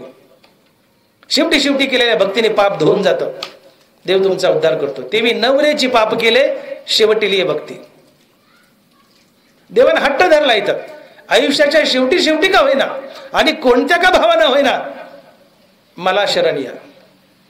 किती दुष्ट असा, वाईट असा, फक्त आता दुष्टपणा टाका आणि मला शरण या. आयुष्याच्या शेवटी शेवटी नाही, तरुणपणात आले, शेवटी का होत नाही आयुष्याच्या, मला शरण या. आयुष्याच्या शेवटी शेवटी एखाद्या म्हाताऱ्या माणसाला जर आपण विचारलं की बाबा आता 70-80 वर्ष वयवत आलंय, जरा जावा कथेत बसावं, हरिनाम घ्यावं, प्रवचन कीर्तन ऐकावं, म्हातारपणी का होत नाही, थोडं हरिनाम घ्यावं, ते म्हातारं काय उत्तर देतं? डॉक्टर मोठे साहेब. ते म्हातारं म्हणतं डॉक्टर मोठे साहेब आयुष्यभर कधी हरिनाम घेतलं नाही, आता शेवटी शेवटी घेऊन कशाला बट्टा लावून घेऊ? आयुष्यभर नाम घेतलं नाही मोठे साहेब, आता शेवटी शेवटी कशाला बट्टा लावून घेऊ? मी माझा चावडीतच बरा आहे, मला नग प्रवचनात, मला नग कीर्तनात. हे उत्तर असतात लोकांचे. जनावर का हट्ट धरतायत की आयुष्याच्या शेवटी का होत नाही, पण 4-2 वर्ष मला द्या? याचं कारण मरणसमयी जी वस्तू चित्तात येऊन उभी राहते, पुढच्या जन्मी मनुष्य ती वस्तू बनत असतो. अंतकालेची मामावे निघाला श्लोक कोणाच्या तोंडातून. आणि मरणी जया जे आठवे तो त्याची गती ते पावे, म्हणून सदा स्मरावे मातेची तुवा. एरवी तरी साधारण उरी आदळली या मरण, जो आठवू धरी अंतकरण त्याची होय जे. मरण उरावर बसलंय, एरवी तरी साधारण उरी आदळली या मरण, जो आठवू धरी अंतकरण तेची होय जे. उरावर मरण बसलंय, आयुष्य संपले, उरावर मरण बसलंय, आता मरायचंय थोड्या वेळात. मरताना जी वस्तू चित्तात येऊन उभी राहील, पुढच्या जन्मी तुम्हाला ती वस्तू बनावी लागते. मरण उरावर बसलंय, दानोबा बोलतात त्यांचे शब्द, एरवी तरी साधारण उरी आदळली या मरण, आदळले म्हणले उरावर, आता मरायचंय थोड्या वेळात. जी वस्तू चित्तात येऊन उभी राहील, पुढच्या जन्मी ती वस्तू बनावी लागते. मरताना बैल चित्तात आला आणि जीव गेला, पुढच्या जन्मी तुम्ही बैल बनाल. मरताना पैसा चित्तात आला, पुढच्या जन्मी कागद बनाल. नाही तर धातू बनाल, ठोकळा. मरताना कुत्र चित्तात आलं, पुढच्या जन्मात कुत्र बनाल. मरताना मुलगा चित्तात आला, पुढच्या जन्मी पुन्हा माणूस बनाल. जन्म घेणे लागे वासनेच्या संगे, तिची झाली अंगे. मरताना जी वासना तो जन्म. मरताना चित्तात जी वस्तू येऊन उभी राहील, पुढच्या जन्मी ती वस्तू बनावीच लागते. आणि मरताना तीच वस्तू चित्तात येऊन उभी राहते की आयुष्यभर ज्या वस्तूवर सर्वात जास्त प्रेम केलंय. काय बोललो मी? मरताना जी वस्तू चित्तात येऊन उभी राहते, पुढच्या जन्मात तीच वस्तू बनावी लागते. आणि मरताना तीच वस्तू चित्तात येते की ज्या वस्तूवर आयुष्यभर तुम्ही सगळ्यात जास्त प्रेम केले. तेवी जितेनी अवसरे जे आवडोनी जीवी उरे, ते मरणाचे मेरे फार होऊ लागे. काय म्हटले? जितेनी अवसरे जे आवडोनी जीवी उरे. जिवंत असताना ज्या वस्तूवर सगळ्यात जास्त प्रेम केले, मरण समय तीच वस्तू चित्तात उभी राहते आणि पुढच्या जन्मी तुम्हाला ती वस्तू बनावी लागते. म्हणून मी बोललो, बैलावर प्रेम केलं, मरताना बैल चित्तात येईल, पुढच्या जन्मी तुम्ही बैल व्हाल. एखादा कारखाना ऊस तोडणारा माणूस आहे, जीवापाड प्रेम असतं बैलावर. हे खिलारी जोडी असते 70-80-90 हजाराची, टपाऱ्या बैल. लेकरापेक्षा बैलावर जास्त प्रेम असतंय, बैलावर जास्त जपतो. बैलावर अखंड प्रेम केलं मरेपर्यंत, मरताना बैल चित्तात येईल, पुढच्या जन्मी बैल व्हाल. कुणाला झाडाचा शौक आहे, कुणाला कुत्र्याचा शौक आहे, कशाचाही शौक आहे, ज्याच्यावर जास्त प्रेम केलं, मरताना ती वस्तू चित्तात उभी राहते, पुढच्या जन्मी तीच वस्तू बनावी लागते. मग असाच जर नियम आहे, असाच जर नियम आहे की मरताना जे चित्तात उभं राहील, पुढच्या जन्मी ते बनावंच लागतं, तर देव बोलतायत, भगवंत बोलतात की अरे बा, मग शेवटी मला शरणी आहे आणि रामनामावर प्रेम करणार. रामनामावर प्रेम केलं तर मरताना रामनाम तोंडात येईल, राम चित्तात उभा राहील आणि राम म्हणून प्राण सोडशील, तू राममय होशील, तुला मोक्ष मिळेल.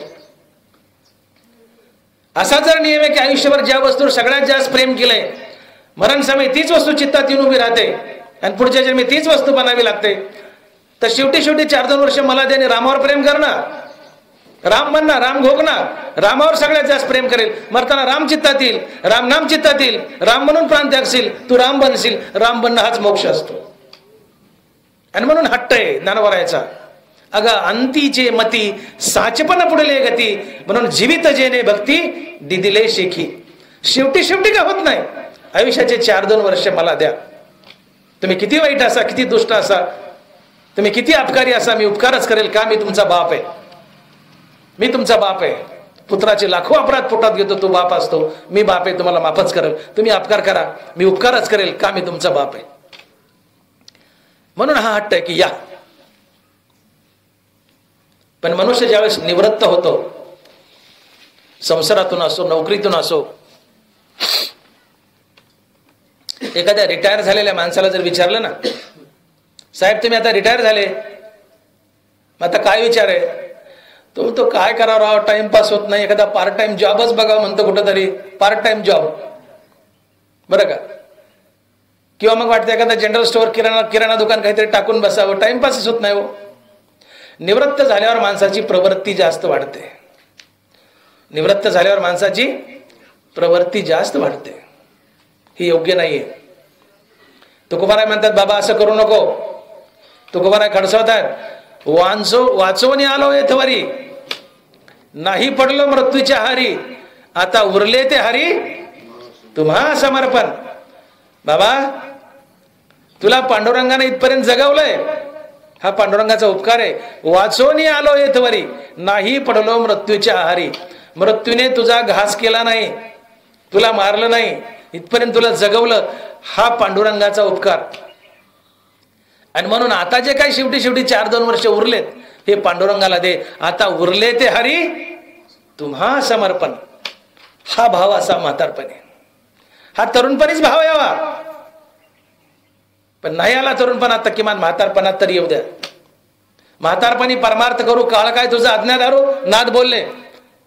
आमच्याकडे पद्धतीत आहे, एखादा पोरग तरुण जर देवदेवाला लागलं, अरे येडायस का, हे काय तुझं वय का देवदेव करायचं, हा खायचं प्यायचं मजा करायची, अमकं ढमकं संसार करायचा, आणि या वयात कुठं देवदेव असतो का? त्याला देवदेवातलं ओढून नेतात मायबाप. हे का वय का तुझं देवदेव करायचं? नाथ महाराज बोलले, म्हातारपणी परमार्थ करू, काळ काय तुझं आज्ञा धरू, तरुणपणात नाही म्हातारपणी परमार्थ करू. तू तिथपर्यंत जगशील कशावरून, मधीच मेला तर. म्हणून परमार्थ तरण्या बांड पोरांनी करावा. ज्ञानेश्वरी तरण्या बांड पोरांना लिहिली 16 वर्षाच्या, परमार्थ तरण्या बांड 16 वर्षाच्या पोरांनी करावा. 16चा आकडा फिरवला 100 झाला तरी आमची वासना होत नाही परमार्थ करण्याची. आम्हाला ज्ञानेश्वरी उघडावी सुद्धा वाटत नाही. दुर्भाग्य या देशाचं. हा देश श्रीमंत जर का असेल तर केवळ गाथेमुळे आणि ज्ञानेश्वरीमुळे. भारताची सगळ्यात मोठी श्रीमंती काय असेल तर गाथा आणि ज्ञानेश्वरी. या देशाला दुसरी श्रीमंती नाहीये. अर्थात गीता, गाथा आणि ज्ञानेश्वरी ही भारताची सगळ्यात मोठी श्रीमंती. पण आम्ही भारतीय सगळ्यात भिकारी आहोत का? गाथा ज्ञानेश्वरी गाथा आम्ही वाचत, गीता आम्ही वाचत नाही. हे आमचं भिकारपण आहे. गीता गाथा ज्ञानेश्वरी आम्ही वाचत नाही, हे आमचं भिकारपण आहे. देश श्रीमंत या 3 ग्रंथामुळे, गीता गाथा ज्ञानेश्वरी. पण आम्ही डोकून पाहत नाही. आणि जे पाहू इच्छितात मायबाप त्यांना पाहू देत नाहीत. तुझं वय का देवदेव करायचं? का प्रल्हादाचं वय होता का देवदेव करायचं? प्रल्हाद काय म्हातारपण देवदेवाला लागला का? दिसतं का एखादं तरुण पोरग इथं? दिसतं का एखादं तरुण पोरग? दुर्भाग्य आहे. परीक्षेमध्ये 3 तासाची वेळ असते पेपर सोडायला. तुम्ही पेपरात काही लिहा की कोरा सोडा, त्या परीक्षकाला काही घेणं देणं नसतं. पेपरात लिहा की नका लिहू, 3 तासाची वेळ संपली, परीक्षक पेपर हिसकावून घेतो. आयुष्याचे तास संपले, यमराजही तुमचे प्राण हिसकावून घेतो. जीवनात काही करा की नका करू, त्याला घेणं देणं नाही. पेपरात काही लिहा की नका लिहू, 3 तासाची वेळ संपली, पेपर परीक्षक हिसकावून घेतो. आयुष्याचे तास संपले, यमराजे प्राण हिसकावून घेतो. जीवनात काही करा की नका करू. आणि म्हणून नाथ बोलतात, परिमळ गेली ओस फुल देठी, आयुष्य शेवटी देह तसा. अरे फुलातला सुगंध गेल्यावर फुल ओस पडतं, त्या देहातला प्राण गेला हे ओस पडतं. हे ओस पडायच्या आधी सावध व्हा.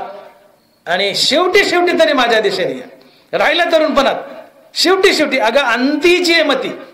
अरे मरताना तरी शेवटी शेवटी 4-2 वर्ष माझ्याकडे हा अट्टाय त्यांना वरायचं. अगं अंतीचे मती साचपण पुढेले गती, म्हणून जीवित जेने भक्ती दिदिले सेखी. शेवटचे तरी 4-2 वर्ष मला द्या, आणि कोणत्याही भावानं द्या. पांडुरंगा तुझं फलाना बिस्ताना असं म्हणा, मी उद्धारच करेल. प्रेमाने मला आळवा असं म्हणत नाही, मला शिव्या द्या म्हणले. मतलब एवढा आहे की तुझं चित्त पांडुरंगाच्या दिशेने जावं. मग ते प्रेमाने जाऊ की शिव्या देऊन जाऊ, माझ्या दिशेने चित्त येण्याचा मतलब आहे. भक्तीने की विरोधाने आहे, मी तुझा उद्धारच करेल. म्हणून त्यांना बोलतात, म्हणून भलती या जाती जन्मावे, भजीचे का विरोधावे, भक्त का वैरी व्हावे माझी याची. भक्त व्हायचं तर माझा हो, वैरी व्हायचं तर माझा हो. प्रेम करायचं माझ्यावर कर, शिव्या द्यायच्या मला दे, मी तुझा उद्धारच करेल, कारण मी तुझा बाप आहे. आणि बापाचा स्वभाव अपकार करणाऱ्या मुलावर उपकार करणे. आणि म्हणून शहाणे व्हा. शेवटी शेवटी तुम्ही तर लागलात, तुमच्या पुढे घोडे नाचून काय करू, तुम्ही ऑलरेडी भक्तीला लागलातच. पण ज्यांना ठोकरे हाणायचे ते ऐकायला नाही, त्याला काय करावं आता. तुम्ही तर बसलायतच घेऊन, ऑलरेडी बसलायतच आता. पण ज्यांना बसवायचं ते इथं नाहीत ऐकायला. म्हणून हा हट्ट आहे ज्ञानावर यायचा की तुम्ही किती दुष्ट असा, किती वाईट असा, किती पापी असा, हे दुष्कृत्य टाका आणि मला शरण या, मी तुमचा उद्धारच करेल, मागचं तुम्हाला माफ करेल. म्हणती भलते निभावे मन मज आतुया येते व्हावे, आले तरी आगवे मागील वाव. मागचं माफ करेल, फक्त शरण या. एकदा एक साधू एका राजवाड्यात राजाकडे गेला आणि त्या राजाला उपदेश केला की म्हणले, राजे साहेब, या जगातील प्रत्येक मनुष्य मुसाफिर आहे आणि राजा तू सुद्धा एक मुसाफिरच आहेस. राजाला राग आला. म्हणजे साधू महाराज काय बोलता, मी चक्रवर्ती सम्राट आणि मला तुम्ही मुसाफिर म्हणता. म्हणले हो. साधू बोलते. म्हणले हो राजासाहेब, तुम्ही मुसाफिरच आहात.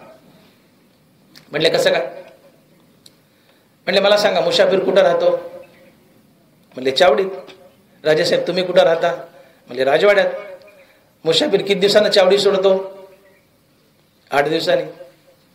तुम्ही राजवाडा किती दिवसांनी सोडाल. म्हणजे 100, 90, 80 वर्षांनी. अरे म्हणले मग राजा 8 दिवसानं सोडलं काय, 80 वर्षानं सोडलं काय? अरे ज्याला सोडावं लागतंच तो मुसाफिरच असतो, ज्याला कधी ना कधी सोडावंच लागतं तो मुसाफिरच असतो. राजा तू मुसाफिरच आहेस. राजाची झाक गेली. आणि म्हणून सोडायच्या आधी कधी ना कधी सोडावंच लागतं. हे जग सोडायच्या आधी शेवटचे 4-2 वर्ष का होत नाहीत, मला द्या. हा भगवंताचा हट्ट आहे. माझ्या दिशेने या, मी तुमचा उद्धार करेल. राहिलं तरुणपण, म्हातारपण तरी मला समर्पण करा. आता उरले ते हरी तुम्हा समर्पण. म्हातारपण द्या म्हणले, नका तरुणपण देऊ. तुमचा उद्धारच करेल का, मी तुमचा बाप आहे. पण आयुष्याची सायंकाळ जरी होत आली तरी आमची सद्वासना जागी होत नाही भगवंताच्या दिशेने जाण्यासाठी किंवा आमचं उरलेलं आयुष्य भगवंताला समर्पण करण्यासाठी. आमची विषयाकडेच ओढ असते. बघा तुम्ही, वट्यावर, मिरगसानावर, चावडीवर, मंदिरात 50 माणसं टोळक्याने बसलेले असतात. टोळक्याने इकड तिकडच्या सटरफटर गप्पा चालतात.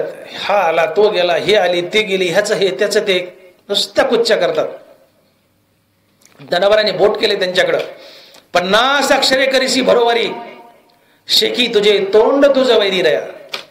माणसा सावध हो म्हणले, तुझं वैरी दुसरं जग नसून, दुसरं तिसरं कुणी नसून, तुझा वैरी तू आहेस.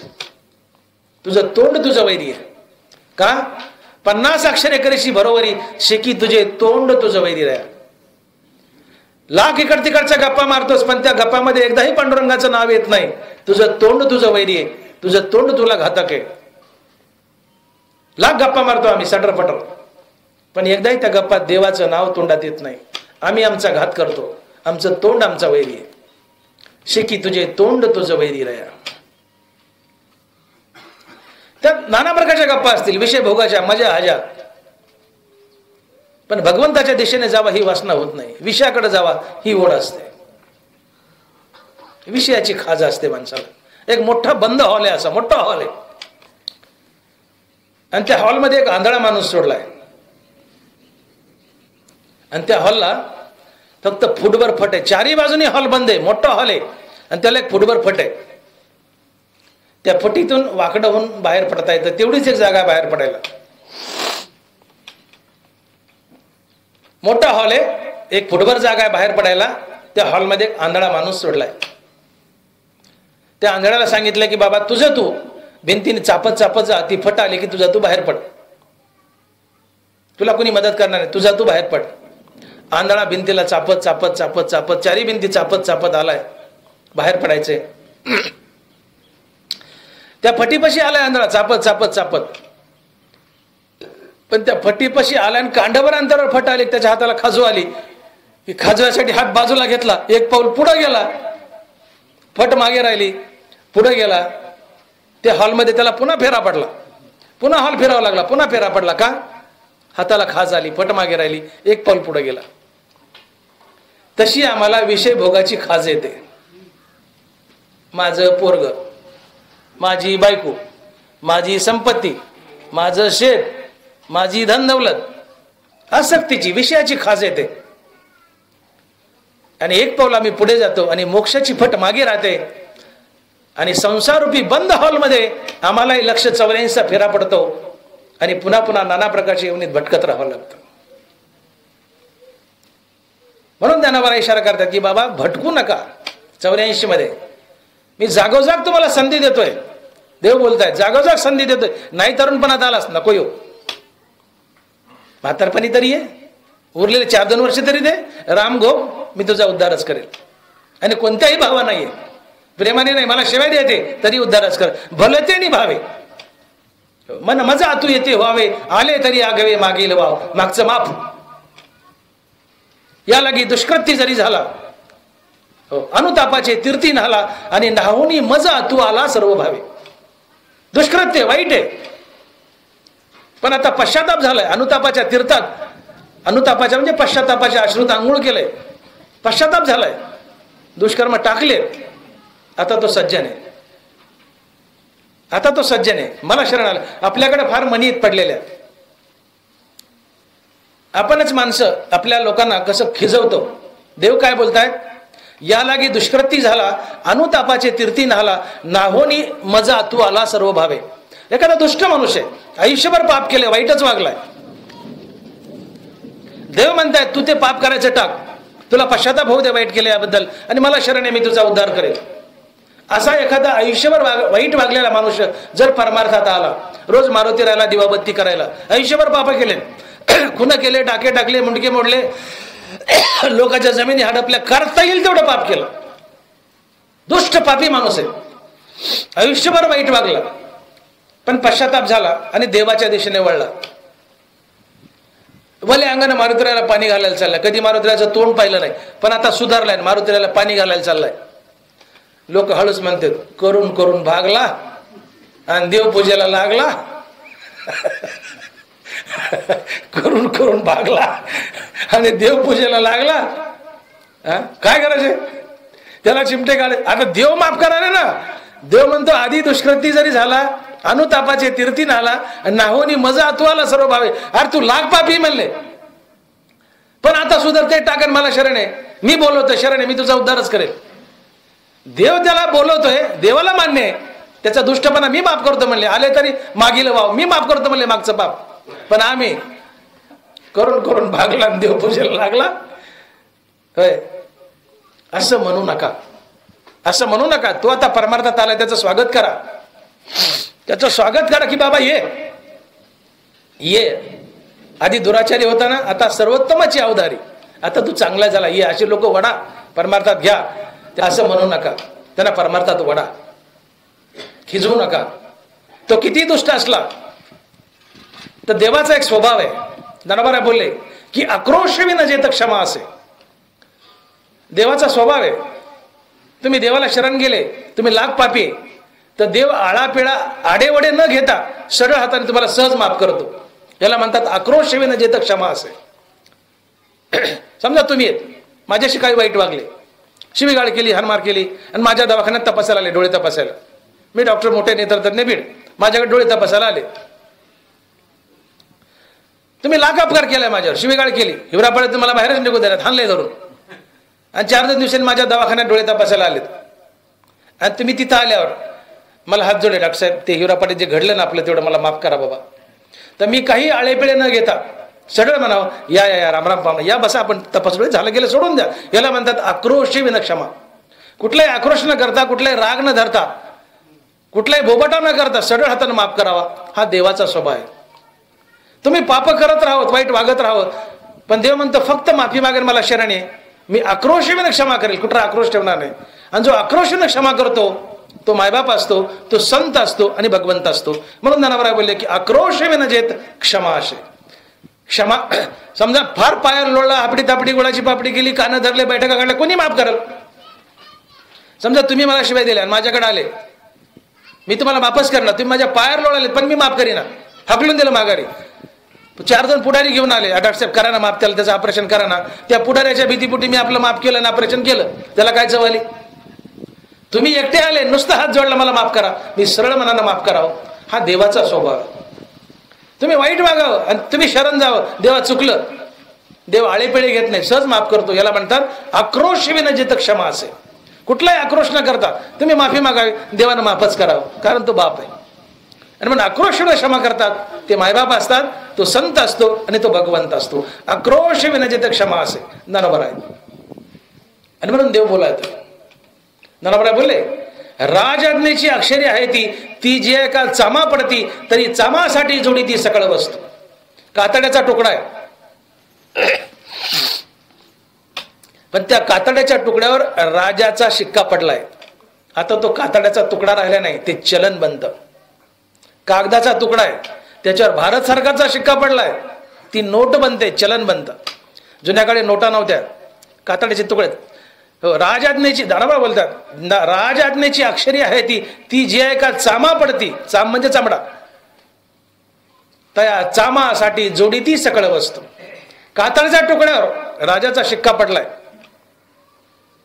ते चलन बनतं, त्याच्या जीवावर तुम्ही काही विकत घेऊ शकता. त्या कातडच्या तुकड्यावर का? राजाचा शिक्का पडलाय, आता ते चलन झालं, पैसा झाला.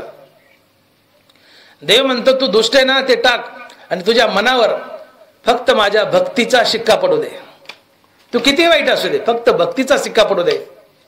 त्या कातड्यासारखं तूही चलन बनशील आणि ते कातड वस्तू विकत घेतं. शिक्का पडलेलं मन मला विकत घेईल, पांडुरंगाला विकत घेईल, एवढी ताकद आहे. फक्त त्याच्यावर भक्तीचा शिक्का पडू दे. आणि तो कोणत्या भावाने, प्रेमाने पडू दे की विरोधाने पडू दे, मी तुला माफच करेल. परंतु परमात्मा आमचा पिता आहे, पांडुरंगांचा मायबाप आहे. आणि मायबापाला शरण जाताना हमेशा भक्तिभावानं शरण जावं. जरी पांडुरंग म्हणत असला की प्रेम करायचं तर माझ्यावर करून, शिव्या द्यायच्या तर मलाच दे, जरी पांडुरंगानं मुभा दिली शिव्या द्यायला, तरी शिव्या देऊन पांडुरंगाला शरण जाणं आम्हाला शोभत नाही. पांडुरंगाला शरण जायचं ते भक्तिभावानं, प्रेम भावानंच जावं. तो आमचा मायबाप आहे आणि मायबापाला नेहमी प्रेमळ अंतकरणानं भक्तिभावानंच शरण जावं. विरोधानं गेलं तरी उपकारच करतोय, तो उद्धारच करतोय.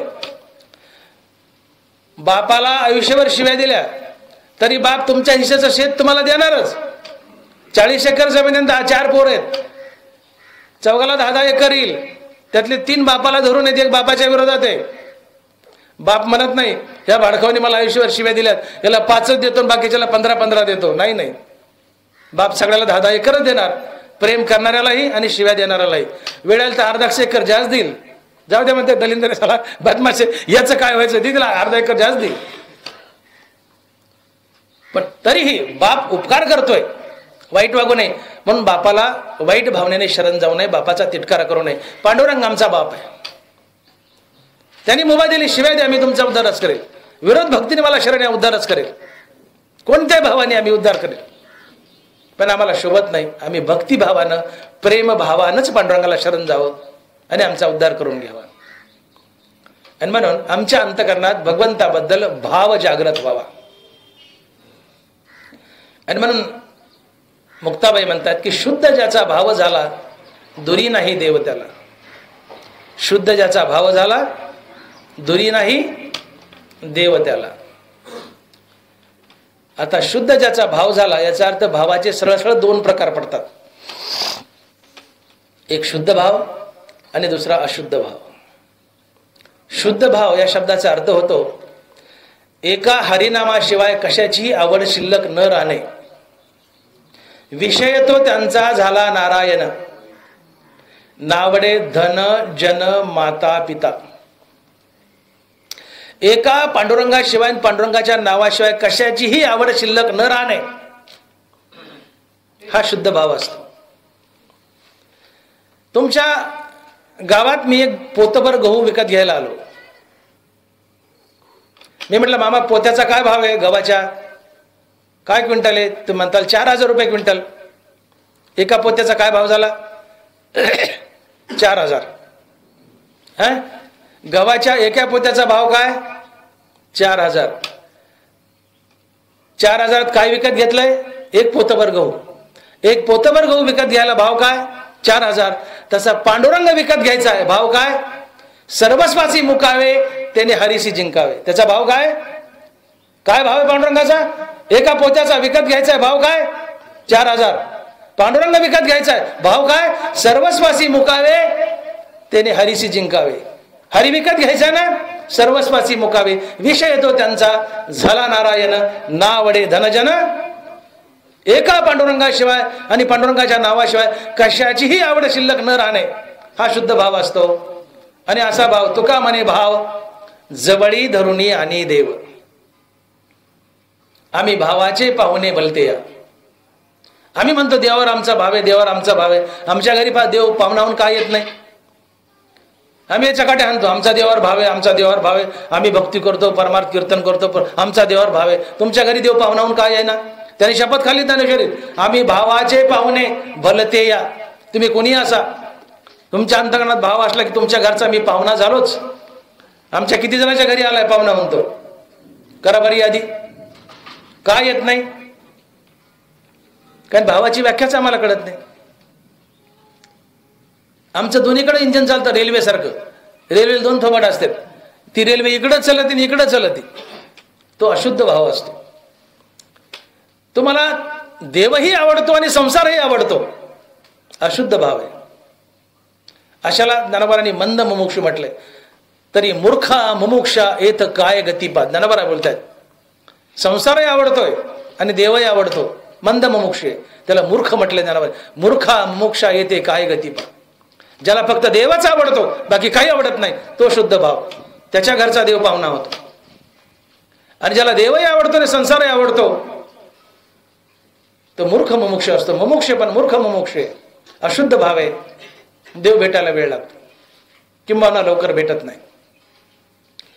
म्हणून काही मिळावं, काही प्राप्तीच्या उद्देशाने जर भगवंताची भक्ती केली तर तो अभक्त असतो, असं नाथ महाराज भागवतात म्हणतात. धनलोभी तो अभक्त पूर्ण, सत्य जाण उद्धवा. भक्तीमध्ये व्यवहार नसावा. मला काही मिळावं, मला काही मिळावं या उद्देशाने जर तुम्ही देवाचं नाव घेतलं, देवाची पूजा केली, तर हे भक्तीत गणल्याच जात नाही. भक्तीत व्यवहार नसतो. भक्तीत फक्त द्यायचं असतं. भक्ती म्हणजे प्रेम. भक्तीत घ्यायचं नसतं, द्यायचं असतं. भक्ती म्हणजे प्रेम. प्रेम देतं, काही घेत नाही. हा मुद्दा लक्षात घ्या. देतं ते प्रेम, घेतं ते व्यवहार. भक्तीत व्यवहार नको, भक्तीत प्रेम हवंय. ज्याला द्यायचंच माहिती ते प्रेम आहे. आणि प्रेम हे स्वतःसाठी कधी जगत नाही. प्रेम हे समोरच्यासाठी जगतं, ज्याच्यावर तुमचं प्रेम आहे. एक दुबळी आई घरात साध्या पालीला भीते. घरात पाल निघली, लांब पळून जाते. घरात पालीला भिणारी आई तीच रानात जर खुरपायला गेली आणि टोपल्यात जर आपलं बाळ असेल, आता पद्धती राहिल्या नाही, पण जुन्या काळी लहान लेकरं टोपल्यात घालून न्यायच्या डालीमध्ये आणि झाडाखाली ते बाळ त्या टोपल्यात खेळायचे आणि बायका खुरपायच्या. अजूनही असेल प्रथा, पण जुन्या काळी होतं ते. बाया खुरपायला गुंतल्यात आणि तेवढ्यात एखादा साप यावा आणि फणी काढून त्या बाळाच्या टोपल्यावर फणी काढावी. असं घडतं पुष्कळदा. घरात पालीला भिणारी आई खुरप फेकून देईन, पळत जाऊन त्या सापाचं मुंडकं धरेल. मला चाव पण माझ्या बाळाला वाचव, याला म्हणतात प्रेम. ज्याच्यावर तुमचं प्रेम आहे तुम्ही त्याच्यासाठीच जगत असतात. प्रेम स्वतःसाठी जगत नाही, प्रेम दुसऱ्यासाठी जगतं. आणि ज्याच्यावर तुमचं प्रेम आहे त्याच्यासाठी तुम्ही जगता. आई बाळासाठी जगते, मला चाव माझ्या बाळाला वाचव. आई आणि मुलगा चाललाय, वाघ आला. घरात पालीला भिणारी आई वाघाशी 2 हात करेल, मला खा माझ्या बाळाला वाचव. बाळावर प्रेम आहे. ज्याच्यावर प्रेम आहे त्याच्यासाठी मनुष्य जगत असतो. देवावर जर प्रेम असेल तर तो फक्त देवासाठीच जगतो, इतरासाठी नाही. आणि हा भाव असतो, हा भाव असतो. आता तुमचं जगणं फक्त देवासाठी, हा शुद्ध भाव आहे. आणि ते आमच्या जीवनात येत नाही, म्हणून आमच्या घरी देव पाहुणा होऊन येत नाही. नाही तर त्यांनी शपथ खाल्ली, आम्ही भावाचे पाहुणे बनते या. तुम्ही कोणी असाल, भाव जागा झाला की मी तुमच्या घरचा पाहुणा होईल. श्रीकंठाच्या रूपात 36 वर्ष कावडीने पाणी भरेल, जनाबाईला दळू लागेल, रोहिदासाला चपला शिवू लागेल. आलं लक्षात? नाताच्या घरी कावडीने पाणी भरेल, गंधभाव गुळ लागेल, तुकोबाच्या शेळ्या भाकरी खायला डोंगरावर जाईल. कोणाच्या भिंती बांधू लागेल, कुणाला खुरपू लागेल, कुणाचे ढोरं वडील. मला बोलवायची गरज नाही, मी आपोआप येईल. हा भाव समजून घ्या. तुकोबारायांनी एका अभंगात भावाची व्याख्या सांगितली आहे, भावे गावे गीत शुद्ध करून या चित्त. हा अभंग 1000 वेळेस ऐकता आणि 1000 वेळेस याच्यावर कीर्तन करता, पण याचं चिंतन सखोलतेने कुणी मांडण्याचा प्रयत्न करत नाही. काय अर्थ याचा? भावे गावे चित्त शुद्ध करून या, भावे गावे गीत शुद्ध करून या चित्त. गीत म्हणजे नामस्मरण, रेडिओवरचं गीत नाही. गीत म्हणजे नामस्मरण, रामकृष्ण हरी. जे नाम शुद्ध चित्तानं घेतलं जातं तो भाव असतो. तो कोरा या पहिल्या चरणात सांगतात, भावे गावे गीत शुद्ध करून या चित्त. जे नाम शुद्ध चित्तानं घेतलं जातं तो भाव असतो. आता हे शुद्ध चित्त म्हणजे काय? काय व्याख्या केली तुकोबारायांनी? भावे गावे गीतचं जे नाम शुद्ध चित्तानं घेतलं जातं तो भगवंताचा भाव असतो. आता शुद्ध चित्त म्हणजे काय किंवा शुद्ध मन म्हणजे काय, याचं उत्तर ज्ञानोबा ज्ञानेश्वरी देतात. शुद्ध मन म्हणजे काय? धनवराय बोलले, मोक्ष देईल ज्ञान येत किर नाही आन, परी ते थारे ऐसे मन शुद्ध व्हावे. ओळीकडे लक्ष द्या. मोक्ष देईल ज्ञान येत किर नाही आन, परी ते थारे ऐसे मन शुद्ध व्हावे. विरक्ती वाचून काही या ज्ञानासी तगण्याची नाही, हे विचारून ठाई ठेविले देवे. या दोन वयात दानवराय शुद्ध मनाची व्याख्या सांगतात. आणि शुद्ध मनानं घेतलेलं नाम हा भाव असतो. तुकोराय बोलले, भावे गावे गीत शुद्ध करून या चित्त. जे नाम शुद्ध चित्तानं शुद्ध मनानं घेतलं जातं तो भाव असतो. तर शुद्ध मन म्हणजे काय? या दोन वयात ज्ञानोबा सांगतायत. यातली पहिली ओवी ज्ञानोबा सांगतायत की आत्मज्ञान तुम्हाला मोक्ष मिळून देईल, पण ते आत्मज्ञान फक्त शुद्ध मनातच टिकतं. मोक्ष देईल ज्ञान येत किर नाही आन, परी ते थारे ऐसे मन शुद्ध व्हावे. आत्मज्ञान मोक्ष देईल, पण ते आत्मज्ञान टिकण्यासाठी मन शुद्ध असावं लागतं. हे पहिल्या वेळी सांगितले. आणि दुसऱ्या वेळी सांगतायत, विरक्ती वाचून काही या ज्ञानाशी तगण्याची नाही, हे विचारून ठाई ठेवले देवे. पहिल्या वेळी सांगितलंय की शुद्ध मनात आत्मज्ञान टिकतं, दुसऱ्या वेळी सांगितलंय की विरक्त मनात आत्मज्ञान टिकतं. याचा सरळ अर्थ होतो की विरक्त मन म्हणजे शुद्ध मन, किंवा शुद्ध मन म्हणजेच विरक्त मन. अर्थात वैराग्य धारण करून जे नामस्मरण घेतलं जातं याला म्हणतात शुद्ध भाव. आणि आमच्या जीवनात वैराग्य येत नाही. आम्ही नाम घेतो पण वैराग्यानं घेत नाही, म्हणून देव भेटत नाही आणि आमच्या घरचा पाहुणा होत नाही. आणि हेच वैराग्य येण्यासाठी ज्ञानोबराय दोन पर्याय सांगतायत. नामे होई जे विरक्त, नामे निर्मळ होय चित्त, नामे साधे गुणातीत, नामे निर्मुक्त भवपाश. नामे होई जे विरक्त, नामाने विरक्ती येते. भगवंताच्या अखंड नामानं नामे होई जे विरक्त. नाथ महाराज भागवतात बोलतायत, नामे होई जे विरक्त. हो, मनशुद्धीचे मार्गी. हो, तुम्हाला मनशुद्ध करायचे. तीर्थे बाह्य म्हणू शाळे, तीर्थे बाह्य म्हणू शाळे, कर्मे अभ्यंतर उजळे. म्हणून कर्मे जाण निर्मळे सत्कर्माची. तीर्थाला गेलात, तीर्थ बाहेरच्या अंगावरचा मळ धुईल, पण ईश्वरार्पण बुद्धीनं कर्म केलं, निष्काम भावनेनं कर्म केलं, तर ते कर्म अंतकरणातला मळ धुईल, अंतकरणाची शुद्धी करेल, मनशुद्धी करेल. मनशुद्धीचे मार्गी विजयी व्हावे वेगी, त्याने कर्मे सबळा लागी अळसू न कीजे. ज्ञानोबराय, मनाची शुद्धी करायची असेल तर ईश्वरार्पण बुद्धीनं कर्म करा, निष्काम भावनेने कर्म करा आणि भगवंताचं नाम सातत्यानं तोंडात ठेवा. तुमच्या मनाची शुद्धी होईल. मनाची शुद्धी हेच वैराग्य. आणि अशा मनशुद्धीने अर्थात विरक्ती धारण करून जे नाम घेतलं जातं तो शुद्ध भाव असतो. आणि मग तुकोबाराय बोलतायत, तुझं व्हावा आहे देव, तुझं व्हावा आहे देव, तरी हा सुलभ उपाय. देव व्हायचा ना, हा सोपा मार्ग आहे. आणि म्हणून अहंकार आणि विषय वासना त्यागून वैराग्य धारण करून जे शुद्ध अंतकरणानं नामस्मरण घेतलं जातं तो शुद्ध भाव असतो. आणि असा शुद्ध भाव देवाला पकडून आपल्या घरी आणतो. आपल्याला देवाच्या दिशेने जायची गरज नाही. आमच्याकडे अशा कल्पना आहेत की आम्ही देवाची भक्ती भीतीपोटी करतो. अंगावर खरूच नाईटे आले की गेलाच तुळजापूरला, धरलं याला देवीने. बरोबर आहे. लग्न असलं की नवरा बायको जेवढे गावात देव आहेत त्या सगळ्याच्या पाय पडतात. का? संसारात इडापिडा येईल देव धरील. घरातले देव, रानातले देव, शेतातले देव, एसीतले देव, आतले देव, बाहेरचे देव, जेवढे देव, ते नवरा नवरी बिचारे त्या उन्हात फिरू फिरू बेजार होतात. का? देव धरील. देव म्हणतो, अरे बाबा मी तुझा बाप आहे. आणि मी 1000 बार माझ्या प्रवचनात म्हणले की पुत्राचे लाखो अपराध पोटात घेतो तो बाप असतो. पुत्रानं त्रास देत राहावा आणि बापानं माफ करत राहावं तो बाप आहे. आणि देव म्हणतो मी तुझा बाप आहे, तू किती वाईट वाग, मी तुझं चांगलंच करेल. हा देवाचा शब्द आहे. मग भीतीपोटी भक्ती का करता? देवाची भक्ती नाही केली तर इडापिडा येईल असं का वाटतं? देव साक्षी भावना हृदयात उभा आहे. तैसा समस्त भजना मी साक्षीभूत पै अर्जुना, येत प्रतिभळे भावना आपलाली. तुम्हाला त्रास देणारा देव नाही, तुम्हाला त्रास देणारा तुमचं नशीब आहे. वांचून देत घेत अनेक निभ्रांत नाही सम्यक, येत कर्माची फळ सूचक मनुष्य लोके. मनुष्य लोकात, मृत्यू लोकात तुम्हाला देणारं न घेणारं काय असेल तर तुमचं कर्म आहे. तुमचं बरं होत असेल कर्मानं होईल, वाईट होत असेल कर्मानं होईल. वांचून देत घेत वांचून देत घेत अनेक निभ्रांत नाही सम्यक, येत कर्माची फळ सूचक मनुष्य लोके.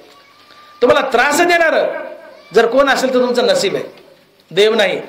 देव बोलतोय, तैसे समस्त या भजना मी साक्षीभूत पै अर्जुना इत प्रतिफळे भावना आपलाली. मी साक्षी भावना हृदयात उभा आहे.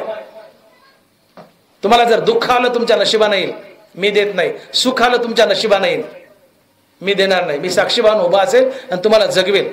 मला शरण या, मी तुमचं कल्याणच करेल, कारण मी तुमचा मायबाप आहे. आणि मायबापाचा स्वभाव आहे अपकार करणारा उपकार करणार. एक पोरग असं बिलिंदर, अतिशय वाईट वागणार पोरग, बापाला सळो की पळो केलं. शिक्षा द्यायची म्हणून बापाने त्याला विहिरीमध्ये उलट टांगलं विहिरीत, आणि वरून फटके हाणायला लागला. आणि बाप म्हणला आता तुला विहिरीतच सोडतो.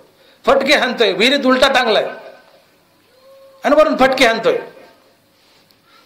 आणि बाप म्हणतो मी आता तुला विहिरीतच सोडतो, मारूनच टाकतो. बाप हाणतोय असा बोलतोय आणि पोरग हसतंय. बाप म्हणतो काय बिल्लाज आहे का काय तू? तुला विहिरीत टांगलंय, मी फटके हाणतोय, विहिरीत सोडतो म्हणतोय, तरी तू दाताड काढतोय हसतो. म्हणले काय कारण? म्हणले बाबा सांगू का हसतोय? मी एकुलता एक पोरगा आहे म्हणले तुझा. मी एकुलता एक पोरगा आहे आणि मला खात्री आहे लाख दुनिया इकडे तिकडे होईल, पण तू मला विहिरीत टाकणारच नाहीस, कारण तू माझा बाप आहेस. मी अपकार करत राहावा आणि तू उपकार करत राहावा, हा बापाचा स्वभाव आहे. तू मला विहिरीत टाकणारच नाहीस दादा. मी हसतोय. बापाने त्याला सोडलं आणि बाहेर काढलं. हा पोराचा बापाबद्दल असलेला जो विश्वास आहे, तसा आमचा देवरूपी बापाबद्दल विश्वास असावा. भीती नसावी. देव आमचा बाप आहे, तो आम्हाला का त्रास देईल? देव कधीच त्रास देत नाही.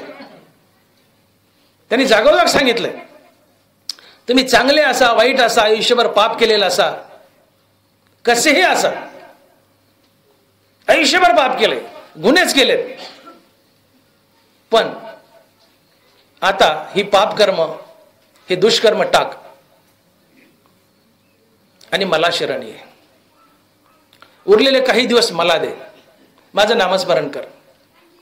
मी तुझं मागचं सगळं माफ करील. आणि तुझा उद्धार करेल. कोणत्याही भावानं ये, प्रेमानं ये, विरोधानं ये, मैत्रीनं ये, दुश्मनीने ये, जसं यायचं तसं ये, पण मागचं टाक, मला शरण ये. प्रेमानं ये, विरोधानं ये, कसं ये, मी तुझा उद्धारच करेल, मी तुला मागचं माफ करेल.